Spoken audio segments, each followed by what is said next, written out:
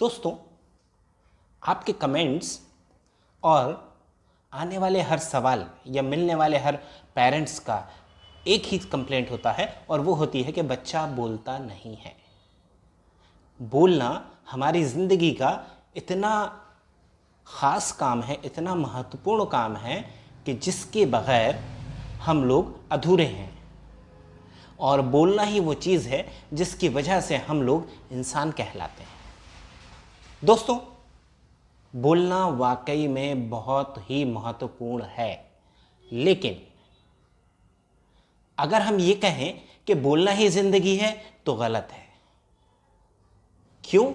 क्योंकि बग़ैर बोले भी ज़िंदगी जी जा सकती है और अच्छे से जी जा सकती है। तो यहाँ पर बोलना ज़रूरी है, लेकिन बोलने के लिए बाकी सारी चीज़ों को छोड़ देना, भुला देना, नज़रअंदाज करना गलत होता है। और ये होलिस्टिक डेवलपमेंट यानी कि सर्वांगीण विकास के विपरीत होता है, के खिलाफ होता है। जब हम ये कहते हैं कि बच्चा बोल नहीं रहा है तो हमें ये पहले सोचना होता है कि क्या वो समझ भी रहा है। अगर वो समझ रहा है तो हम बात कहेंगे कि वो बोले। और इस तरीके से जब बच्चा नॉर्मली ग्रो करता है, डेवलप करता है, बढ़ता है, तो उसका होलिस्टिक डेवलपमेंट होता है और हमें पता ही नहीं लगता कि बच्चा कब क्या सीख रहा है, कहाँ सीख रहा है, कैसे सीख रहा है, और वो उसका इस्तेमाल भी कर रहा है, बोल भी रहा है, समझ भी रहा है, समझा भी रहा है। तो यहाँ पर एक प्रक्रिया होती है, एक प्रोसेस होता है सीखने का, चाहे वो बोलना हो या कुछ और हो। और बोलना हमारे दिमाग का सबसे बेहतरीन काम है, यानी कि finest function of the brain है। और इस फाइनेस्ट फंक्शन को अचीव करने के लिए ब्रेन का होलिस्टिक डेवलपमेंट होना ज़रूरी है। और यही वो बिंदु है जहाँ पर मैं कहता हूँ कि हम लोग गलती करते हैं। हम लोग से मतलब पेरेंट्स भी और प्रोफेशनल्स भी, हम लोग गलती करते हैं। आज से हम एक नई सीरीज शुरू कर रहे हैं जिसमें हम इसी डेवलपमेंट को समझने की कोशिश करेंगे। हम कोशिश करेंगे कि उन चीज़ों को समझ पाएं जो इस प्रक्रिया का हिस्सा है, जो इस प्रोसेस का हिस्सा है। हम जान पाएं कि हमारे बच्चे में ये प्रोसेस पूरी तरह हो रहा है या नहीं हो रहा है, और अगर नहीं हो रहा है तो कहाँ पर दिक्कत है, कहाँ रुका है, कौन सी चीज़ बैरियर है, कौन सी चीज़ हम जंप कर सकते हैं यानी कि हम बीच से छोड़ सकते हैं, और कौन सी चीज़ हम नहीं छोड़ सकते। क्योंकि अगर हम कोई चीज़ छोड़ देंगे तो उसका असर हमारी लर्निंग पर होगा, हमारे सीखने पर होगा। और उसका असर अगर हमारे सीखने पर होगा तो डेफिनेटली हमारा परफॉर्मेंस अफेक्ट करेगा, प्रभावित होगा। वो उसमें कमियां होंगी, वो कमियां हमको दिखेंगी। तो दोस्तों, आज इसके पहले एपिसोड में हम बात करेंगे एक होलिस्टिक डेवलपमेंट में पार्ट ऑफ लर्निंग की, part of learning of speech. बच्चा कैसे बोलना सीखता है, उसके शुरू से लेके आखिर तक कितने हिस्से हो सकते हैं या होते हैं। दोस्तों, आइए आपको मैं ले चलता हूँ एक चित्र की तरफ, जिसके थ्रू हम समझेंगे कि ये प्रोसेस कैसे होता है। दोस्तों, बच्चा जब माँ के गर्भ में होता है तब पहला स्टेज होता है और वो होता है सुनना। क्योंकि माँ के गर्भ में वो सिर्फ सुन ही सकता है, देख नहीं सकता है, समझ नहीं सकता है। क्यों? क्योंकि इन्फॉर्मेशन अधूरी होती है, पर वो ध्वनियों को सुन सकता है, वो आवाज़ों को सुन सकता है। सुनना उसका शुरू हो जाता है माँ के गर्भ से, और उसके पश्चात जब बच्चा पैदा होता है तो उसके दूसरे सेंसेस काम करना शुरू करते हैं, जैसे विज़न, देखना, छूना, खुशबुएं या स्मेल, और टेस्ट यानी कि स्वाद, इनका इस्तेमाल शुरू होता है। और जब हम बच्चे को गोद में लेके झुलाते हैं, उछालते हैं, तो हिडन सेंसेस का इस्तेमाल शुरू होता है, वो सीखना शुरू करता है उनके माध्यम से, और इस तरीके से उसकी लर्निंग शुरू होती है। धीरे धीरे जब ये लर्निंग बढ़ती जाती है तो बच्चा अंतर करना, भेद करना, डिफरेंस करना सीख जाता है। वो डिफरेंस क्या होता है? माँ की गोद कौन सी है, किस गोद में उसको रहना है, कहाँ वो कंफर्ट फील करता है, उसके माँ के शरीर की खुशबू क्या है,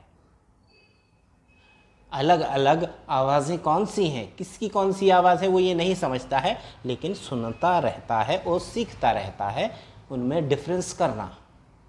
और जब वो आंखें टिकाकर स्माइल देना शुरू करता है, सोशल स्माइल उस पर आती है, जब वो इंटरेक्ट करता है अपने पापा से, दादा से या परिवार के दूसरे सदस्यों से और उनकी आवाज़ों को सुनता है, तब वो रिलेट करना सीखता है कि ये किसकी आवाज़ है। नॉर्मली ऐसा होता है। अब जब बच्चा ये सीखता है तो उसके जो माउथ है, बोलने से संबंधित जो अंग हैं, जो आर्टिकुलेशन से संबंधित हिस्से हैं, वोकल कॉर्ड से लेकर लिप्स तक, सारे चूँकि अनट्रेंड होते हैं, उनको यूज़ करना बच्चे को नहीं आता है, तो वो ट्रेंड करना शुरू करता है। वो ट्रेंड कैसे करता है? इनके साथ खेल कर, अलग अलग तरह की आवाज़ें निकाल कर, ट्र इस तरह की आवाज़ें निकाल कर अपने थूक से खेलता है, बुलबुले बनाता है, बैबलिंग करता है, ब्रुम ब्रुम, और आवाज़ों की नकल की कोशिश करता है। इन सारी आवाज़ों को जब वो निकालता है तो सीखता है कैसे कंट्रोल करना है अपने मुंह की उन हिस्सों पर जो बोलने में मदद करेंगे। और जब ये प्रोसेस वो सीखता है, तब जाकर 1 साल की लर्निंग के बाद वो पहला अर्थपूर्ण शब्द बोलता है, first meaningful word, approximately 1 year age में। 1 साल की उम्र में वो पहला अर्थपूर्ण शब्द बोलता है, वो होता है पापा, बाबा, दादा, नाना, कुछ भी हो सकता है जो उसके वातावरण से उसको मिला हो सुनने को ज़्यादा और उसने सीखा हो। ऐसा कोई भी शब्द हो सकता है, और मोस्टली ये वर्ड हमारे लिप साउंड से रिलेट होता है, जैसे पापा, बाबा। तो इस तरह की चीज़ें वो बोलना शुरू करता है। ये नॉर्मल सी है। इसके बाद ये प्रक्रिया चलती रहती है, बच्चा सीखता रहता है और बोलता जाता है। बच्चा जब समझने लगता है, अब इस सुनने के बाद जो दूसरा हिस्सा है समझना, उसने अलग अलग चेहरों के साथ अलग अलग आवाज़ें सुनी और उनमें अंतर किया, डिफरेंस किया। ये एक बहुत महत्वपूर्ण स्टेज है जिसे हम कहते हैं अंडरस्टैंडिंग या cognition. Cognition related to speech, language, भाषा। जब वो आवाज़ों में अंतर करना सीखता है तो उसे साउंड का डिफरेंस समझ में आने लगता है। जब वो शब्दों में डिफरेंस करना सीखता है तो उसे भाषा समझ में आने लगती है, वो भाषा को समझने लगता है। धीरे धीरे अपना नाम, मम्मी, पापा, वातावरण की चीज़ें, दूध, पानी, खाना, सब्जियां, जो भी उसके एनवायरनमेंट में जो भी परिवार उसको, फैमिली उसको प्रोवाइड करती है, वो चीज़ें वो सीखता है। पहला होता है सिर्फ सुनना, जो वो माँ के गर्भ में भी कर रहा था। लेकिन दूसरा होता है सुनना यानी कि लिसनिंग। पहला सुनना हियरिंग, दूसरा सुनना लिसनिंग, जिसमें समझ शामिल होती है, अटेंशन शामिल होता है, कंसंट्रेशन शामिल होता है। वो गौर से देखता है बोलने वाले को, वो गौर से देखता है सोर्स ऑफ साउंड को, कि आवाज़ कहाँ से आ रही है, कैसे आ रही है, और उसको समझने की कोशिश करता है, जिसे हम कहते हैं लिसनिंग यानी कि सुनना समझते हुए। ये प्रक्रिया होती है जो बहुत ज़रूरी है लैंग्वेज डेवलपमेंट के लिए, साउंड डिफ्रेंसिएशन के लिए। दोस्तों, यहाँ पर अगर बच्चा इन चीज़ों को नहीं करेगा तो इनसे रिलेटेड प्रॉब्लम आएंगी, जिनके बारे में हम आगे बात करेंगे। दोस्तों, यहाँ पर बच्चा सुनकर सीखता है, यानी कि उसका भाषा विकास होता है, लैंग्वेज डेवलपमेंट होता है। वो अलग अलग शब्दों को सुनता है, समझता है, उनका इस्तेमाल समझता है, कहाँ उपयोग करना है ये सीखता है, और उसके बाद इस्तेमाल करना सीखता है। तो यहाँ पर तीसरी जो स्टेज होती है वो होती है लैंग्वेज डेवलपमेंट, यानी कि भाषा विकास की। अब भाषा विकास में यहाँ पर कई चीज़ें शामिल हैं, जैसे सुनना, आवाज़ों को सुनना, उनको समझना और उनका अर्थ जानना। उनका अर्थ मतलब उनका मीनिंग क्या है वो समझना, ताकि उसको वक्त आने पर ज़रूरत के हिसाब से वो इस्तेमाल कर सके। और ये भाषा विकास होता है, लैंग्वेज डेवलपमेंट होता है, जो कि पैरेलल चलता है, अलग अलग नहीं होती हैं। ये सारी चीज़ें पैरेलल चलती हैं, एक साथ होती हैं, तभी तो इसको हम होलिस्टिक डेवलपमेंट कहते हैं। ये स्टेप बाय स्टेप नहीं होता है। बच्चा सुनता है, समझता है, सीखता है। अब जब बच्चे का भाषा विकास हो जाता है तो वो उसका ज़रूरत के हिसाब से उपयोग करना सीखता है। अब यहाँ पर जब बच्चे का भाषा विकास हो रहा होता है तो वो शब्दों के बारे में, वाक्यों के बारे में सीखता है, आवाज़ों के बारे में सीखता है, समझता है, स्टोर करता है, अपनी याददाश्त में, अपनी मेमोरी में स्टोर करता है। और जैसे जैसे वो स्टोर करता जाता है उसकी memory strong, memory means language memory strong होती जाती है, वो उनका उपयोग भी करता चलता है, उसको भी सीखता चलता है। जैसे जब उसका एक वर्ड होता है खाना, तो दूध, पानी ऐसा बोल के काम चला लेता है। और जब वो ये सीखता है कि मुझे खाना दो, यानी कि मुझे चाहिए, मेरी ज़रूरत है, तो मम्मी खाना दो, मम्मी दूध दो, मम्मी पानी दो बोलना शुरू करता है। पहले एक वर्ड, फिर दो वर्ड, फिर तीन वर्ड, सेंटेंस फ्रेमिंग सीखता है। और इस तरीके से चौथी स्टेज में बच्चा यूज़ ऑफ लैंग्वेज सीखता है। ये एक स्टेज होती है जहाँ पर बच्चा सीखता है उपयोग करना। मेरे पास मोबाइल है, मुझे उसका उपयोग नहीं आता तो बेकार है। मेरे पास कंप्यूटर है, पर मुझे अगर उसका उपयोग नहीं आता तो बेकार है। ठीक वैसे ही अगर मेरे पास बहुत सारे संसाधन हैं, संसाधन मीन रिसोर्सेज हैं, लेकिन मुझे उसका इस्तेमाल नहीं आता, बेकार है। ठीक उसी तरह बच्चे के साथ होता है कि बच्चे को दुनिया भर की चीज़ें आती हैं पर यूज़ नहीं आता है, बेकार है। उसके दिमाग में बहुत सारे शब्द हैं, बहुत सारी लैंग्वेज है, पर यूज़ ऑफ लैंग्वेज नहीं आता, बेकार है। क्यों नहीं आता? क्योंकि एप्लीकेशन ऑफ लैंग्वेज में दिक्कत है। अब यहाँ पर ये सारी स्टेजेस अलग अलग है, इन सारी स्टेजेस की समस्याएं भी अलग अलग हैं। जब बच्चा यूज़ ऑफ लैंग्वेज यानी कि construction of sentence as per need सीख जाता है, और जब वो ये सीख जाता है कि कब, कहाँ, क्या और कैसे बोलना है, जब ये सीख जाता है तो हम कहते हैं कि बच्चा बोलने में सक्षम हो गया है। और दोस्तों, मज़े की बात यह है कि हमारी ज़िंदगी में सफलता की बहुत बड़ी वजह हमारा बोलने का कौशल होता है। दोस्तों, अब हम बात करते हैं कि अगर बच्चे को सुनने मतलब हियरिंग में इशू है तो दिक्कत होगी। अगर बच्चे को लिसनिंग में इशू यानी सुनकर समझने में दिक्कत है तो दिक्कत होगी। अगर बच्चे को समझने में दिक्कत है तो भी दिक्कत होगी। और बच्चे को समझने में, सुनने में दिक्कत है तो लैंग्वेज डेवलपमेंट नहीं होगा। बच्चे का भाषा विकास उम्र के हिसाब से नहीं होगा। अगर बच्चे का भाषा विकास उम्र के हिसाब से नहीं है तो बच्चा उतना अच्छा नहीं बोल पाएगा।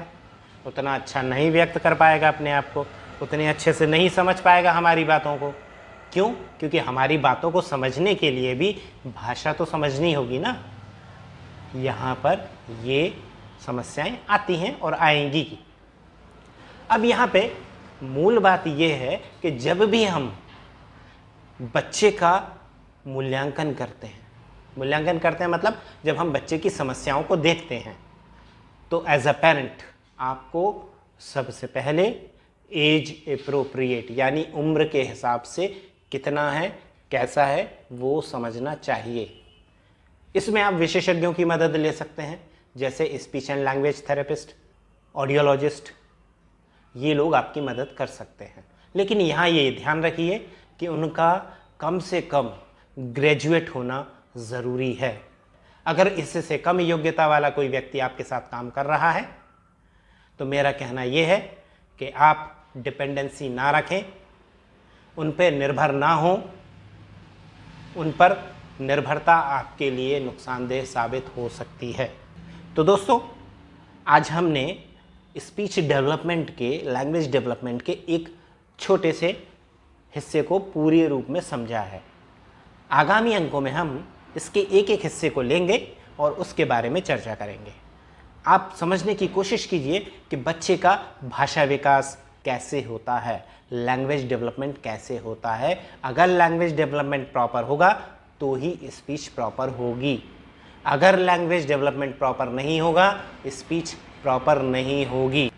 और अगर हम इसमें गलती करेंगे तो हमें कहीं ना कहीं, कभी ना कभी, किसी न किसी लेवल पे मुश्किलों का सामना करना पड़ेगा और तब शायद देर हो चुकी होगी, जिसके बारे में आपको पता ही नहीं होगा। कुदरत का नियम है, प्रकृति का नियम है कि बच्चा सारी चीज़ें एक साथ सीखता है। क्या आपने किसी ऐसे बच्चे को देखा है कि जिसने पहले चलना सीखा हो, बाद में समझना सीखा हो, या पहले बोलना सीखा हो, बाद में चलना सीखा हो? नहीं।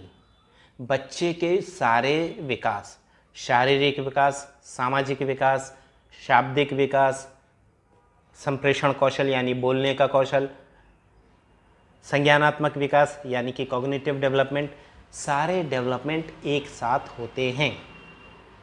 और जो भी विशेषज्ञ ये कहता है, जो भी, कोई भी अगर ये कहता है कि एक एरिया पे काम करने से सारे एरिया में रिजल्ट मिलेंगे, तो ये तभी संभव होगा जब बच्चे में किसी एक प्रकार की अक्षमता हो। किसी एक प्रकार की अक्षमता यानी सिर्फ सुनने में दिक्कत है, यानी सिर्फ बोलने में दिक्कत है। लेकिन अगर उसकी अक्षमता या उसकी परेशानी यानी उसकी असमर्थता का रूप व्यापक है, बड़ा है, तो समस्याएं भी बड़ी होंगी और उसका समाधान भी वैसा ही होगा। इस चीज़ को समझिए। अगर ऑटिज्म है, इंटेलेक्चुअल डिसेबिलिटी है, सेरेब्रल पाल्सी है, इस तरह की कोई भी स्थिति है, या मल्टीपल डिसेबिलिटी है, तो बच्चे को ज़्यादा सपोर्ट की ज़रूरत होती है, आपको ज़्यादा मेहनत की ज़रूरत होती है, और ये मेहनत जितनी कम उम्र में की जाए उतना अच्छा होता है। तो दोस्तों, आज के अंक में बस इतना ही। अगले अंक में हम हाजिर होंगे सुनने से संबंधित समस्याओं को लेकर। सुनने में क्या क्या समस्याएं हो सकती हैं और उनके समाधान क्या होते हैं, इसके बारे में हम चर्चा करेंगे। दोस्तों, अगर आपने अभी तक हमारा चैनल सब्सक्राइब नहीं किया है तो कृपया सब्सक्राइब करें, लाइक करें, शेयर करें ताकि हम हर उस फैमिली तक पहुंच सकें जिसको हमारी ज़रूरत हो सकती है, और इस मिशन में आप हमारी मदद कर सकते हैं।